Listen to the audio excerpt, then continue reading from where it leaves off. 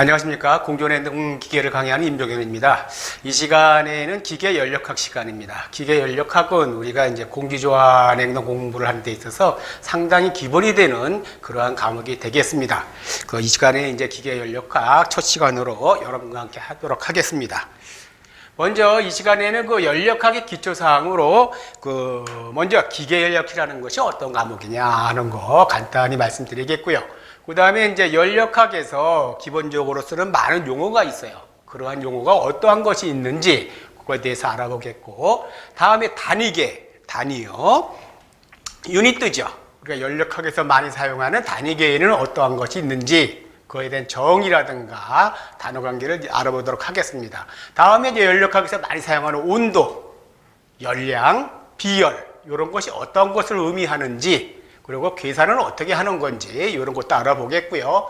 다음에 이제 현열과 잡열이라는 용어가 나와요. 좀 생소한 용어죠. 이게 어떠한 것인가 좀 알아보겠고, 압력, 그 다음에 물질의 밀도, 비체적 비중량, 그게 어떤 의미를 갖고 있는지 그거 좀 알아보겠습니다. 그리고 일과 에너지는 어떠한 관계가 있는 거냐, 그리고 동력, 즉 파워죠. 파워요. 그건 어떻게 표시되면서 계산할 수 있는 건가. 그리고 전열 관계예요. 전열, 열이 전달되는 게 이제 전열이죠.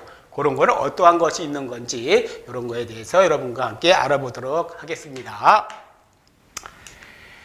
먼저 연력학의 기초사항으로 기계 연력학이라는 게 뭐냐 보면, 연력학이라는 게 어떤 물질이 열에 의해서 한 형태에서 다른 형태로 변해갈 적에 여러 가지 현상, 작용이 나타나게 되겠죠.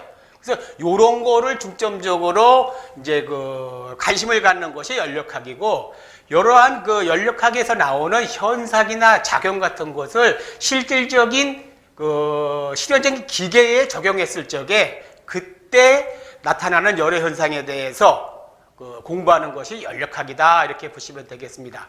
즉 말해서 연력학을 실제적인 기계에 적용했을 적에 나타나는 제 현상에 대해서 중점적으로 관심을 갖는 그러한 분야가 기계 연력학이다 이렇게 보시면 되겠습니다. 우리가 보시면 그래서 연력학이라는 것이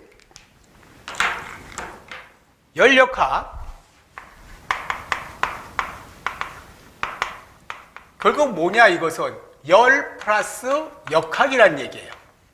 역학.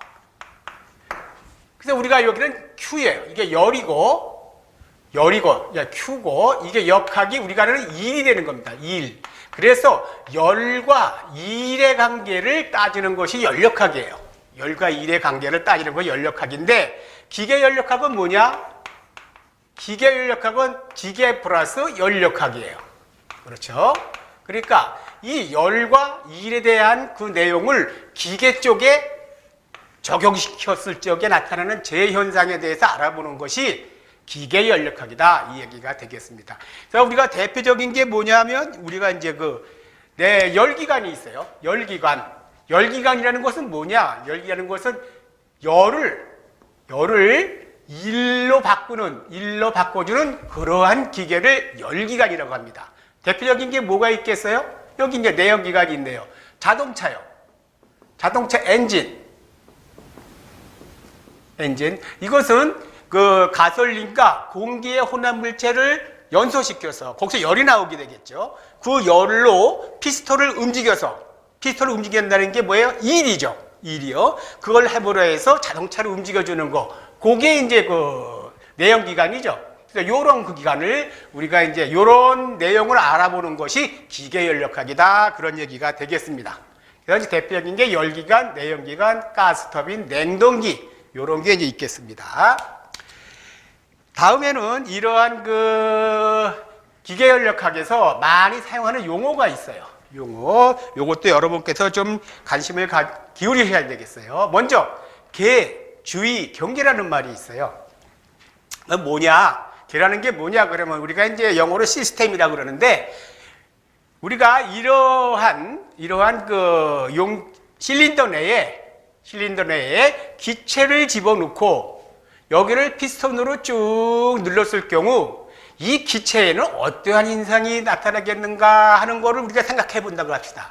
그럼 여기서 우리가 무조건 모든 기체가 아니고 요 용기 안에 들어있는 요 기체가 되겠죠?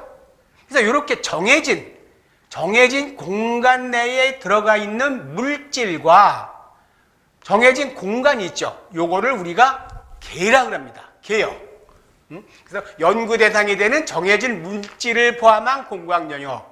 우리가 다른 기체가 아니고 요 공간 내에 들어가 있는 한정된 공간 내에 들어가 있는 요 동작 물질, 가스에 대해서 알아보는 거잖아요. 그래서 요게 정해진 공간 그리고 요 물질을 우리가 개다 이렇게 얘기를 합니다.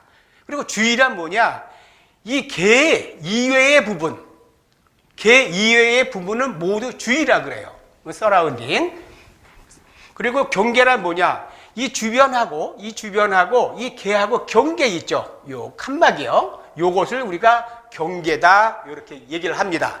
뭐 일반적으로 아는 내용인데 요거를 구태여 이렇게 이제 표현을 하다 보니까 이렇게 좀 어렵게 나온 것 같습니다. 어쨌든 우리가 관심을 갖는 정해진 공간 내의 물질 및 그 정해진 공간을 개라 그러고, 그 다음에 개 이외의 부분, 그렇죠? 개 이외의 부분을 우리가 주의라 그런다. 또는 그 다음에 경계는 이 개하고 이 주의하고를 구분 지어주는 요 경계요. 요 칸막이, 요거를 우리가 경계다 이렇게 얘기를 합니다. 요게 연력학에서 자주 나오는 용어 중에 자주 나오는 용어입니다. 그래서 요거는 기본적인 개념만 가시면 되겠고요. 다음에 이러한 개의 종류에 이제 몇 가지가 있어요. 우리가 어떠한 우리가 관심을 갖는 정해진 공간 내의 물질, 그 공간을 우리가 개라고 그러는데, 거기에는 우리가 이제 개방계, 밀폐계, 고립계 해가지고 대표적으로 세 개의 개에 대해서 우리가 이제 공부를 하게 됩니다. 그 개방계라는 건 뭐냐? 개방계라는 건 경계를 통하여 주위와 에너지 및 물질의 이동이 가능한 게다. 여기서 그림에서 보면 이러한 개가 있어요. 개가 있는데 양쪽에 이렇게 구멍, 입출구가 있어가지고 여기를 통해서 물질도 들어갔다 나갔다 할 수 있고, 그와 함께 그 물질에 포함된 에너지인 열과 일도 같이 이 개를 들어갔다 나갔다 할 수 있는 것, 출입이 가능한 것을 우리가 개방계 또는 유동계 이렇게 얘기를 합니다. 그래서 그런 예로서 본다면 자동차 엔진이요. 그죠? 실린더에 보면은 실린더에 흡기구가 있고 급기구가 있고, 그를 통해서 동작물체가 물질가 들어갔다가 연쇄된 다음에 다시 빠져나가서 배기가 되죠. 이런 식으로 입출구가 있는 것이 개방계다. 거기에서는 주위와 에너지 및 물질의 이동이 가능하다. 얘기가 되어 있고요. 다음에 밀폐계는 뭐냐? 밀폐계. 이것은 비유동계라고도 하는데, 경계를 통하여 주위와 에너지는 이동이 가능하나 물질의 이동은 불가능한 게다. 요거입니다. 요게 밀폐계예요. 뭐예요? 여기는 입출구가 없으니까 이 물질이 들고 날 수는 없죠. 그렇지만 에너지요. 열과 일은 들고 날 수가 있어요. 열과 일은 그것이 밀폐계를 얘기하는 겁니다. 다음에 이제 고립계라는 게 있어요. 고립계라는 뭐냐? 이 밀폐계에서 완전히 입출구가 없어서 물질도 출입이 불가능하고 에너지도 출입이 불가능해요. 아까 밀폐계에서는 에너지는 출입이 가능했었는데 고립계에서는 에너지마저도 출입이 안 되는 거, 이것을 우리가 고립계다, 절연계다 이렇게 얘기를 합니다.